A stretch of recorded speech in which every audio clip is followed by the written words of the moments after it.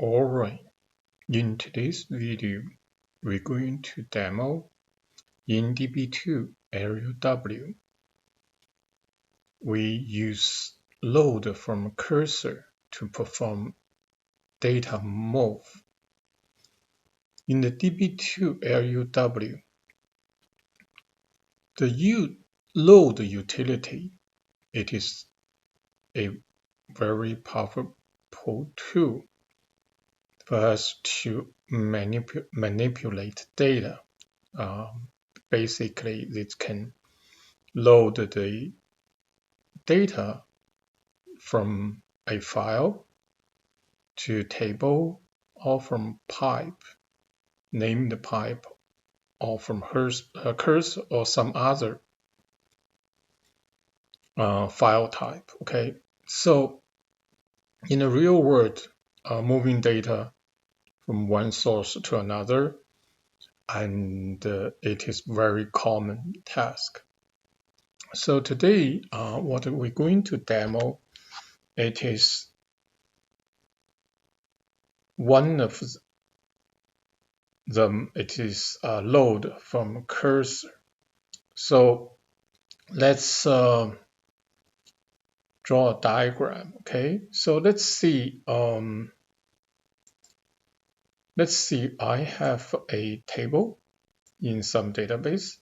So this is my table. So let's see this table. It's let's see schema 1 dot table 1. So in the real world, sometimes we need export some of the data from this table, partial data or whole data. Okay, so we're going to export the data and to a file. So then we're going to use this file and load to another table. Okay, so let me draw the diagram. So we're going to load it into another table. Let's see, it's called the S1, S2, T2. Oh, you can call the same name. So let's see, call S2, T2. So this is the process typically we do. Okay, we export table, maybe transfer, or maybe not. It depends on if these two tables within the same server or database. Okay, then we load into. So the one scenario, it is like this. One scenario, this is both table within a one database. So theoretically, we even don't need to unload or export it to the disk, but sometimes we do. Okay, so or in other situation, for example, we have a two database in a single server. So for example, we have one database and two database, but they both in the same physical server, for example, like this. But regardless, the typical method we use is to export to a file and then load from file into another table. Okay, so or to self. Sometimes we need to do that as well. So regardless, so let's see. But more common is like this. Okay, so more common, these two tables probably in two different server and two different databases. So this is the demo we're going to do. Okay, so we have one server and we have another server. Okay, so they're physically in different location.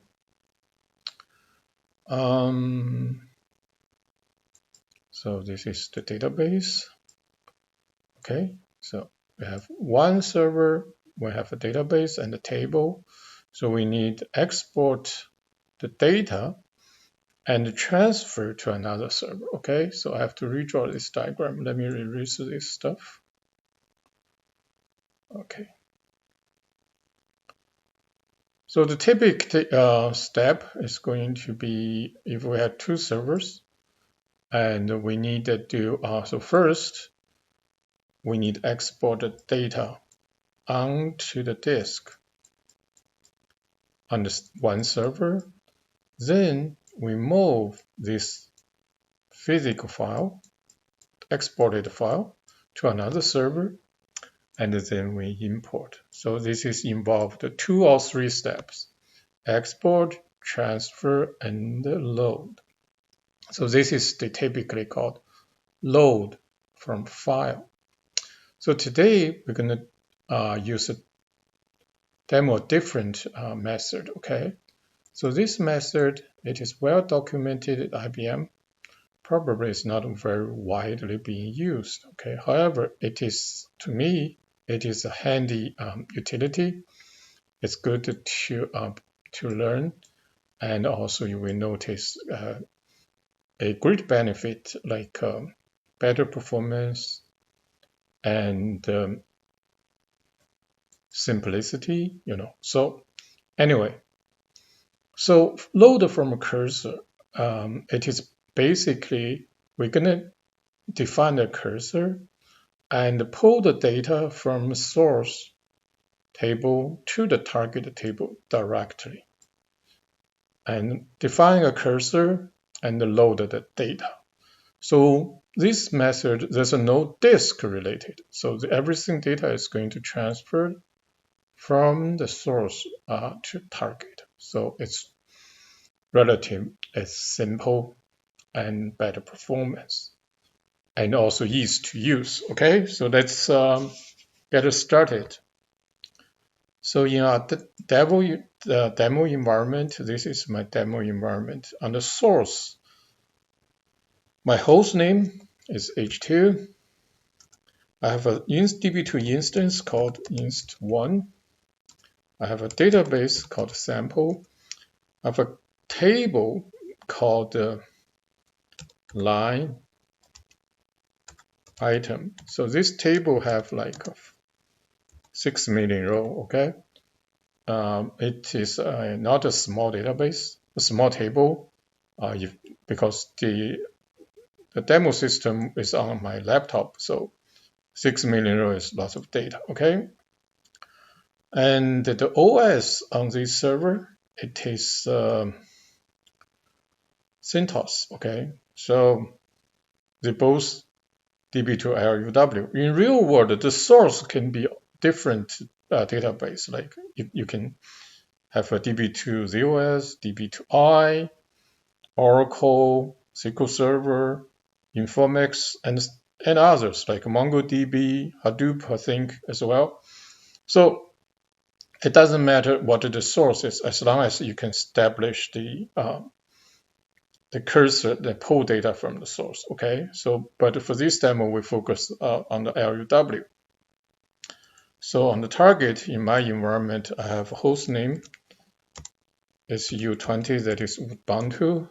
I have an instance name, Db2 instance 2. I have a sample database 2, and also I have a line number table. So I can have 0 or some rows. Okay, so we're going to populate. We're going to populate the 6 million into this table. Okay, so this is the plan. So the demo we're going to do. Okay, so let me go to the demo system I have. So on the top, that is the H2 server. So it is the source. So let's do a list DB directory. So I have one single small database.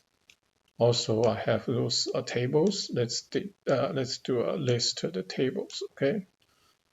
Before I do, I can do a count. I already connected. So you will see on this source, we have the 6 million rows for this table. So to up to load from user cursor. So everything we're gonna do is from the target. Okay, so the lower screen, that is our Ubuntu server. That is let's use the term destination or target. Okay. Similarly, I have a database sample2, and I have a table, a similar table, but on the different schema. Okay, so I have a table on the schema, same name, same structure with a different name. Okay, before I do that, let's just do a truncate. So I'm gonna truncate this table, whatever inside this table, and let's do a count to. So after truncate, this should be have 0 rows. Okay, so on this target, I have 0 rows. Now it's ready for us. So the step to establish the cursor load, we need to do a few things. Okay, so let me bring up a text file to follow. Okay, so it's very simple. You basically say at your target server or destination server. So we need to catalog the database about the remote database. Okay, that is the source. In my case, so let's go back to this one. So in my case, the source server is H2, the target server, destination server is U20. Okay, so first we need a catalog. Okay, so we need a catalog. So on the target server or destination server, we know where the remote server is, where the remote database is, and where the port number is. Okay, so in my case, it is this one. So I just copy this line. So let's first catalog a node. Probably I already cataloged, so let me uncatalog these things before we do that. Okay, so I'm going to uncatalog the database. Uncatalog the node. Okay. All right. So let's do a list directory. Okay. So this is the on the destination server. We have a database called sample2. Okay. So now we're gonna catalog the TCP IP node. It is very simple. Catalog TCP IP node. You give it a name, whatever you want. So in this case, I just reuse the name, okay? Then followed by the remote. This keyword refers to the remote server name, physical server name. Also, it is H2 in my case. Then the next keyword, the server. Actually, this means the remote server's port number we're going to connect to, okay? I wish IBM from day one should, instead of use the server, it should be used the port, okay? So it is cataloged, okay? You can see the node directory now.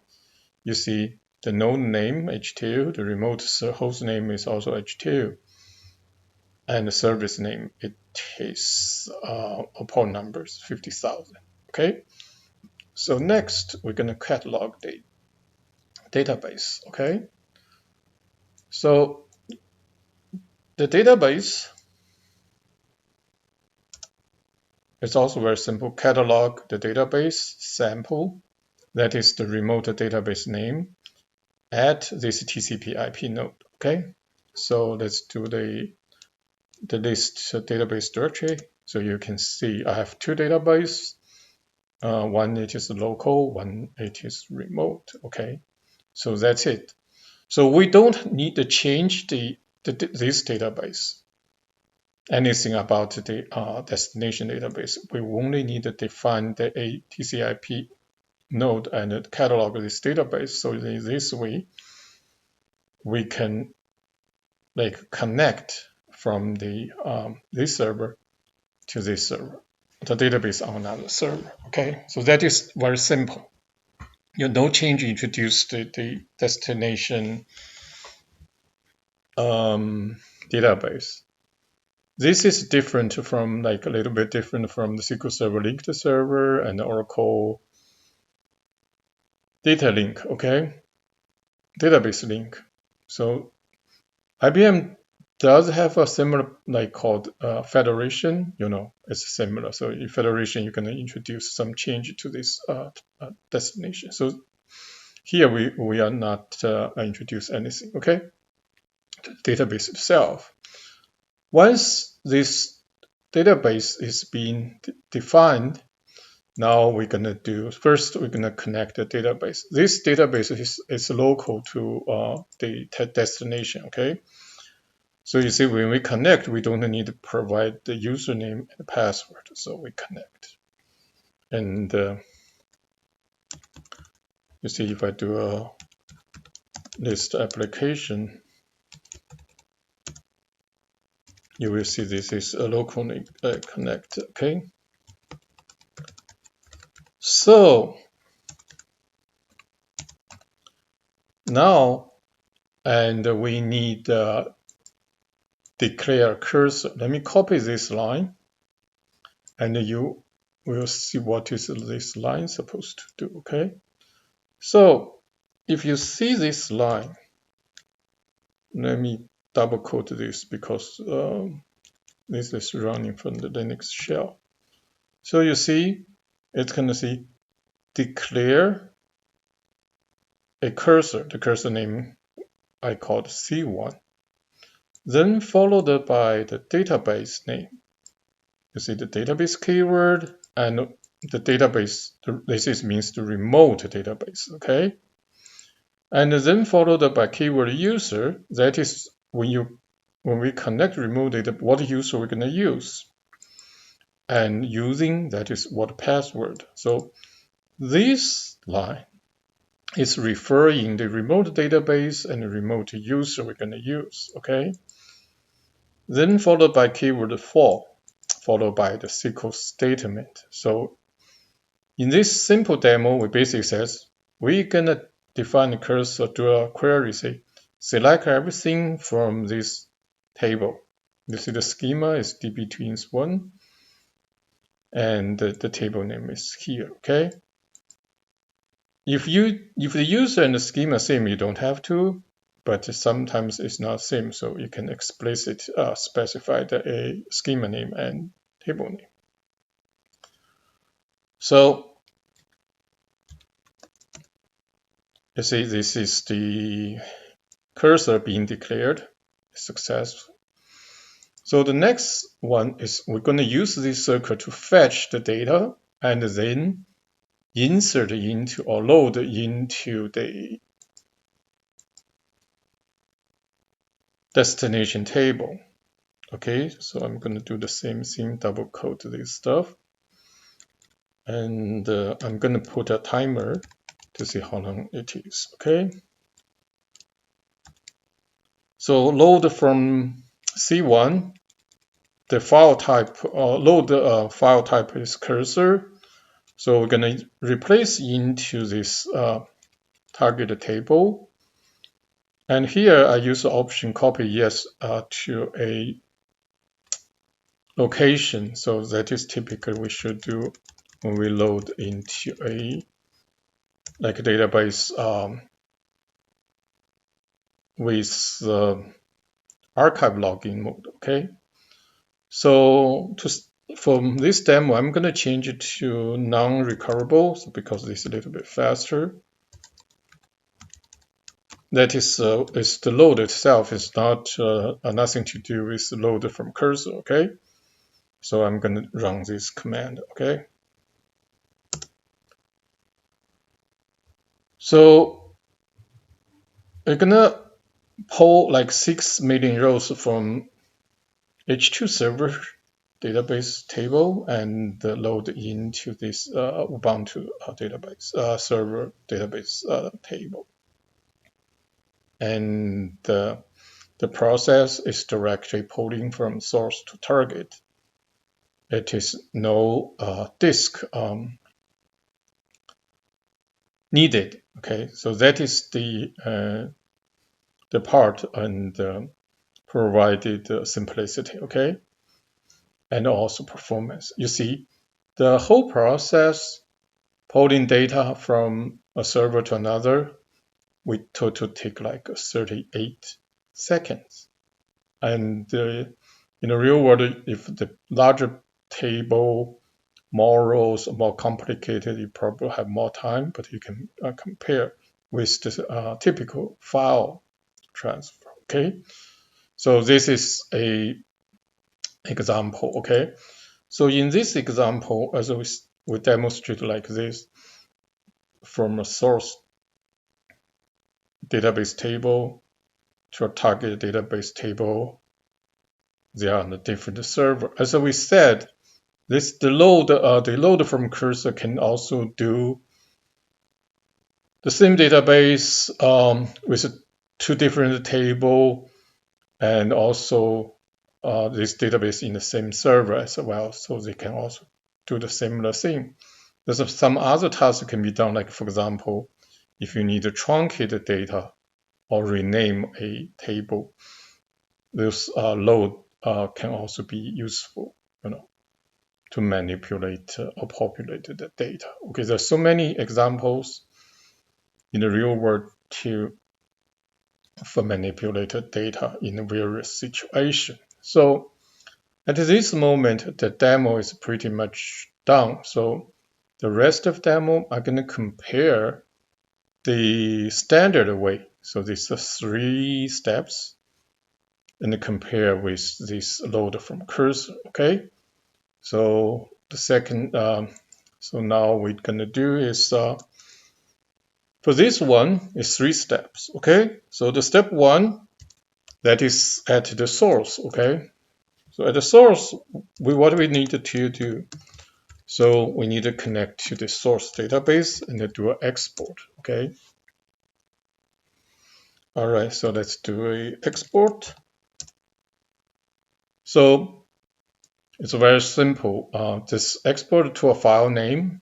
But in my case, I use IXF, and sometimes you can use a DEL. Okay. So I'm going to export the table content.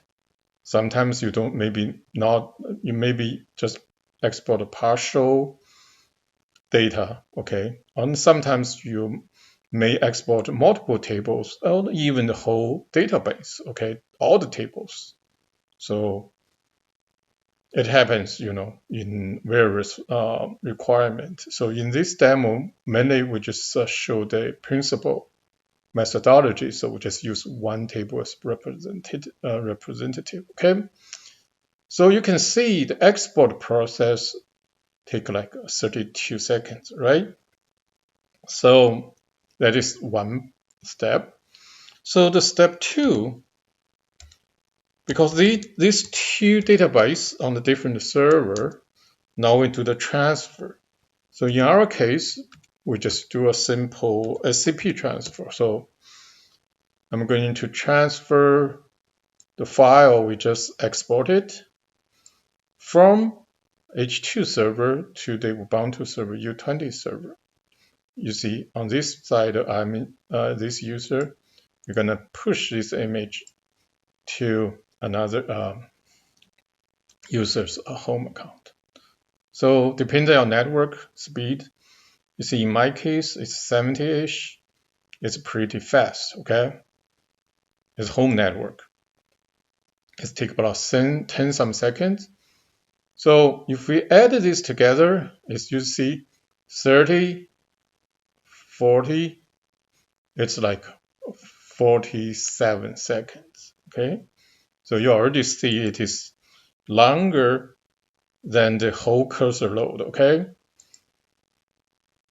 All right, so this is step 2. Now we go to the target, okay? So we're gonna do the step 3. So we're gonna load from file, okay? So we already have this file, like just transferred here.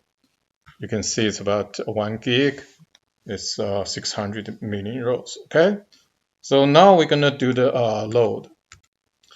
So for this one, same thing. We need to connect. So let's connect to the destination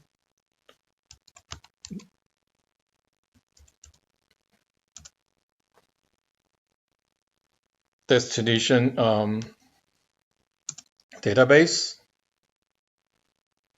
and then we perform this load. Okay, so let me retrieve the cursor load statement.